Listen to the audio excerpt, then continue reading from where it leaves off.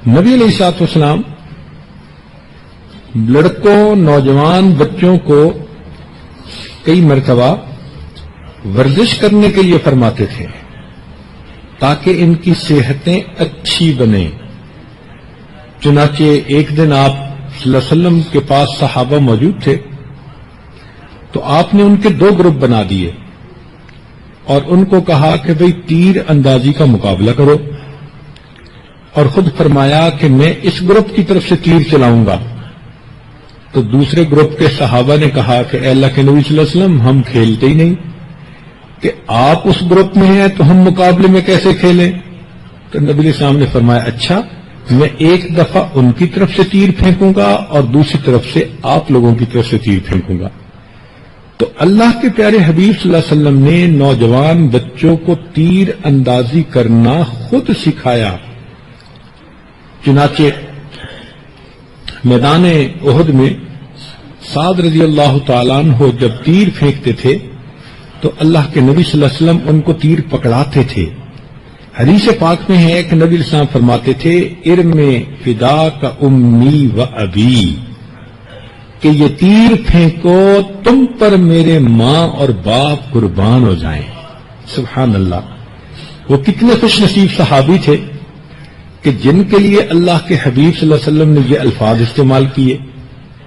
تو معلوم ہوا کہ شریعت انسان کو صحت مند دیکھنا چاہتی ہے اور اپنے دفاع کی صلاحیت اس کے اندر پیدا ہونی چاہیے.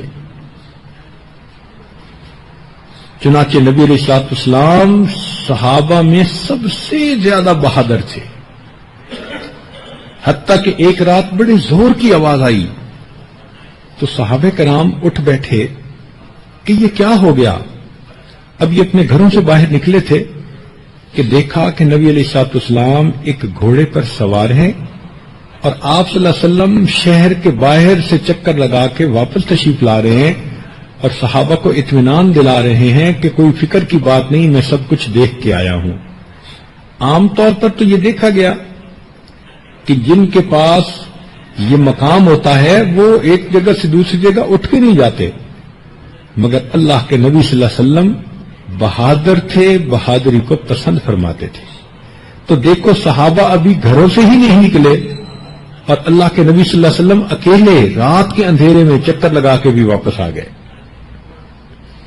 ایک صحابی کے بارے میں آتا ہے کہ وہ پہلوان تھے،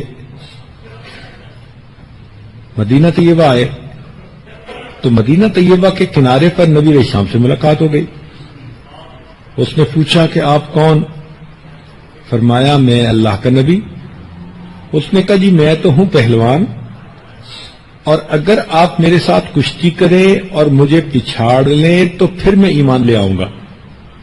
اللہ کے حبیب صلی اللہ علیہ وسلم تیار ہو گئے. حدیث مبارکہ میں آتا ہے کہ نبی علیہ السلام نے اس سے کشتی فرمائی اور اس کو چت نیچے لٹا دیا.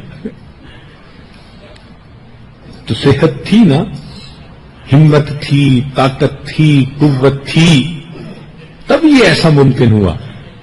تو اس سے معلوم ہوتا ہے کہ ہم بھی اپنے بچوں کو اچھی صحت بنانے کی تلقین کریں. مدینہ طیبہ سے باہر جہاں ابیار علی ہیں ادھر ایک بڑا سارا میدان ہے، اس کا نام ہے سباق الخیل. تو وہاں پر نبی علیہ الصلوۃ والسلام صحابہ کو بھیجتے تھے اور وہ گھڑ دوڑ کرواتے تھے، یعنی گھوڑے دوڑاتے تھے. ایک مرتبہ نبی علیہ الصلوۃ والسلام نے ایک چھوٹے بچے کو جہاد میں جانے کی اجازت دے دی. دوسرے کو فرمایا کہ تم چھوٹے ہو نہیں جا سکتے.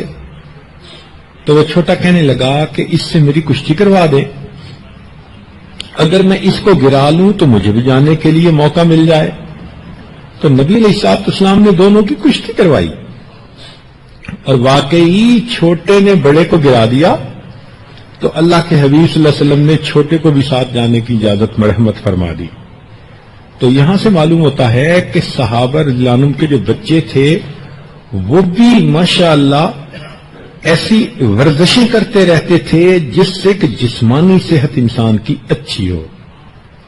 اور دیکھیے حدیث مبارکہ میں آتا ہے کہ نبی علیہ الصلوۃ والسلام جب حضرت عباس عنہ کے گھر تشریف لاتے تو ان کے 3 بیٹے عبداللہ، عبید اللہ اور کثیر، ان تینوں کو ایک لائن میں کھڑا کر دیتے اور دور بیٹھ کر اپنے ہاتھ پھیلا کر فرماتے کہ تم میں سے کون میرے پاس پہلے دوڑ کے آتا ہے۔ وہ تینوں بچے دوڑ لگاتے، کوئی آپ کے سینے سے لپٹ جاتا، کوئی کندھے پہ آ جاتا، کوئی پشت پہ آ جاتا، اور اللہ کے حبیب صلی اللہ علیہ وسلم سب کو بوسے دیتے۔ تو معلوم ہوا کہ اللہ کے پیارے حبیب صلی اللہ علیہ وسلم بچوں کو دوڑنے، کھیلنے، بھاگنے، ورزش کرنے کی تلقین فرماتے تھے۔ چنانچہ ایک مرتبہ حضرت حسن رضی اللہ عنہ دوڑ بھاگ رہے تھے، اللہ کے حبیب صلی اللہ علیہ وسلم دونوں ہاتھ پھیلا کر بیٹھ گئے، فرمایا حسن میرے پاس آؤ، جتنا آپ بلاتے اتنا وہ اور بھاگتے۔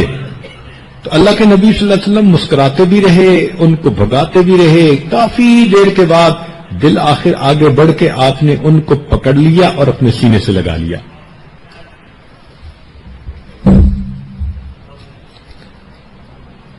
تو معلوم ہوا کہ بچوں کا آپس میں کھیلنا یہ بھی حدیث سے ثابت، بچوں کا بڑوں کے ساتھ مل کر کھیلنا یہ بھی حدیث پاک سے ثابت۔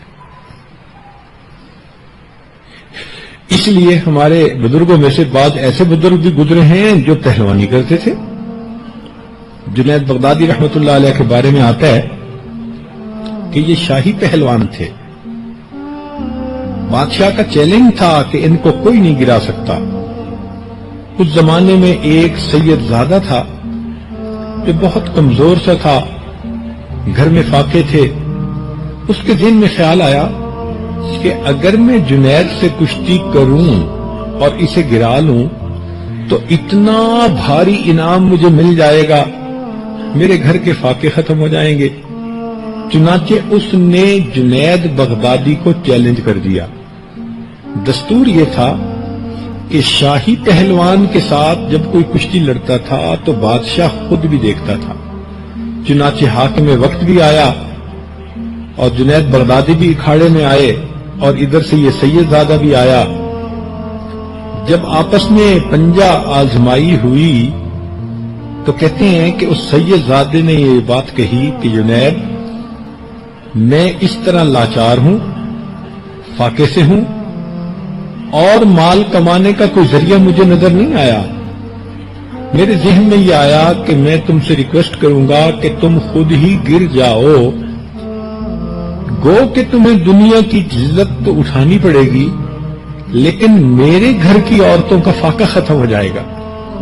تو جنید بغدادی رحمۃ اللہ نے جب یہ سنا کہ یہ سید گھرانے سے ہے اور سادات کی عورتیں گھر میں بھوکی رہتی ہیں، تو آپ نے اس کے ساتھ تھوڑی دیر پنجہ آزمائی کی اور خود ہی نیچے لیٹ گئے۔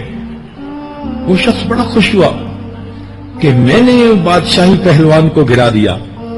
بادشاہ کو آنکھوں پہ یقین نہیں آتا تھا۔ اس نے کہا دوبارہ کشتی کرو۔ جب دوبارہ کشتی کی گئی تو جنید بغدادی پھر گر گئے۔ بادشاہ کو بڑا غصہ آیا، اس نے بہت شرم دلائی، تم پر اتنا خرچ کرتے ہیں، تم اتنے ہٹے کٹے ہو، کمزور سے بندے نے تمہیں گرا دیا، شرم نہیں آتی، ڈوب مرنے کا مقام۔ جنید بغدادی نے ساری ذلت برداشت کر لی۔ رات خواب میں نبی علیہ الصلوۃ والسلام کی زیارت نصیب ہوئی۔ فرمایا جنید تم نے میری نسبت کی لاج رکھی، دنیا کی ذلت تم نے گوارا کر لی، ہم تمہیں اولیاء کی دنیا کا پہلوان بنا دیتے ہیں۔ سبحان اللہ، اللہ رب العزت کی کیا نظر عنایت ہو گئی۔ آج ہر بندہ جنید بغدادی کا نام لیتا ہے تو ولایت کی دنیا کے بادشاہ کا تصور ذہن میں آتا ہے۔